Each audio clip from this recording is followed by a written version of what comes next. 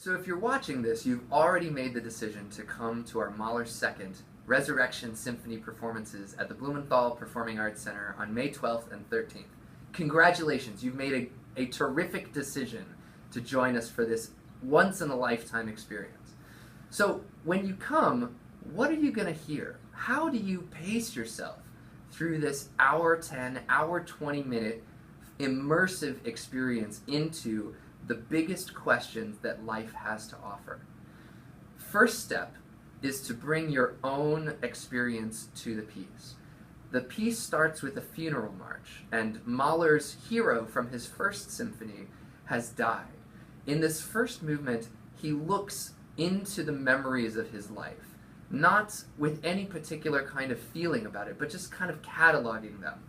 First this happens, then that happens. It's both dark and full of tremors and fast motions of the bow, and also these beautiful lyrical lines that members of the woodwind section and the brass section play.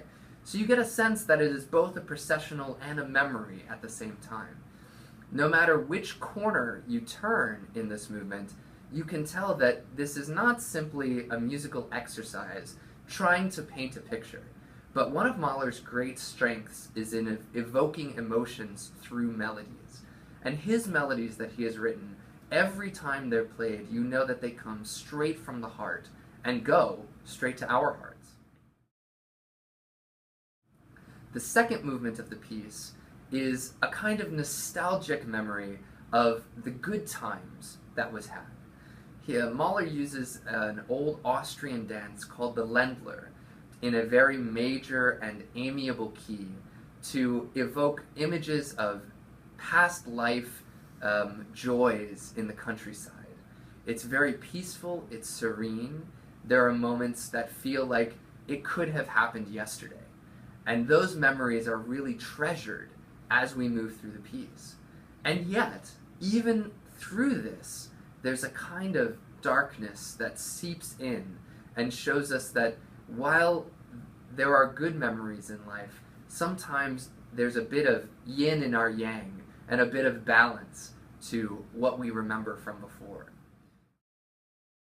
The third movement takes music that Mahler has written before, a story of Saint Anthony of Padua, about his giving sermons to the fishes.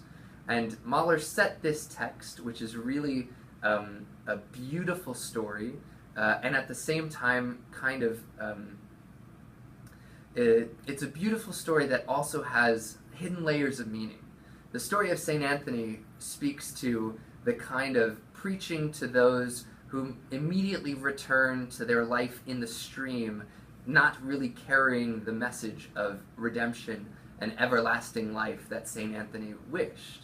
And so in this music, rather than write a melody on top of this evocative accompaniment of these fish moving through the stream, he has only the motion and only the swirling about in the water, as we can all sometimes feel on the day-to-day grind, moving through life, avoiding the big questions that plague us.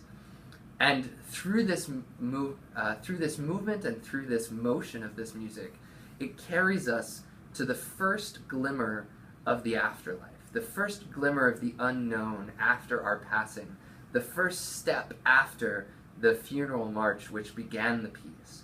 And that is with a voice of a mezzo-soprano, our mezzo-soprano soloist, singing the Urlicht, or the primeval light, the first light of heaven shining down on us. And through this question about incredible love and incredible pain, the passion, the suffering, the love, the loss, the human experience through this music, we really get an understanding of moving beyond simply the abstract forces of the instrumental ensemble and of the orchestra. And this moment pauses in a kind of breathless illumination of other possibilities. And then we get to the real heart of the piece, which is not simply that our lives end, but that there is a next step. And what is that step? Well, Mahler grew up in the Jewish tradition, and only a few years after this piece converted to Catholicism. So it already kind of embodies a non-denominational look at what is possible. It begins with thunderous crashing and apocalyptic energy of monumental proportion. And it is actually quite scary. So if you had been lulled into the peace and serenity of the divine of the fourth movement, the beginning of the fifth movement is absolutely certain to wake you. Through this stormy music, we begin to see that there might be another step. And as the piece progresses, as we get closer and closer to our final chord, Mahler introduces more and more elements.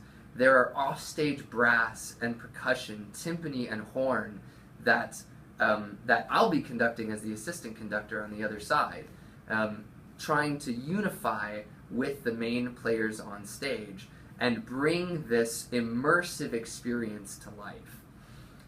Once that has all concluded, the choir comes in. Now the Charlotte Symphony chorus is about 140 people, and in their first utterances, they sing the words in German, Auferstehen, or rise again. And from the detritus of this chaos comes the seed of redemption. And from there through the end of the piece, we're taken along like on eagle's wings, being lifted towards the heavens, step by step, until the glorious vision of God is presented with chorus, orchestra, everybody saying, "You shall rise again, and that which you have suffered for, that which you have endured, all of life's tribulations that have led you to this point will take you to God."